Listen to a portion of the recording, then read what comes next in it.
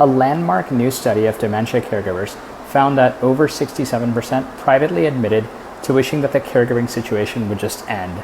Not wishing harm, but wishing for relief, wishing for their life back, wishing for that person they love to be at peace. 67%, think about that number. This is a majority of people. But the same study also found something that the researchers called the hidden third. The 33% of caregivers reported something beyond wishing it would end, something they'd never say out loud to anyone else. So here's 3 things that you need to know about that. And say until the third, it's the one that could really change everything for you. Number 1, wishing the caregiving would end. It's not the same as wishing your parent or your loved one harm. Every therapist who works with caregivers really knows this and the distinction. The shame you feel about doing it, it's more damage than the thought itself ever could. Number 2, the hidden third are not the monsters. These are caregivers who have gone way too long without support, without rest, without anyone asking how they're doing.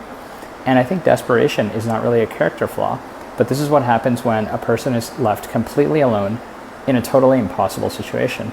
And number 3, the thought that you're most ashamed of is the one that most likely to tell you exactly what kind of support you need. You don't need to confess it. You need to use it as information to figure out what to do next. What you're feeling is called caregiver moral injury. And I think this is one of the most common, treatable, and most ignored conditions in caregiving. Follow along because there's just so much more about caregiving and what it does to you that nobody's saying out loud.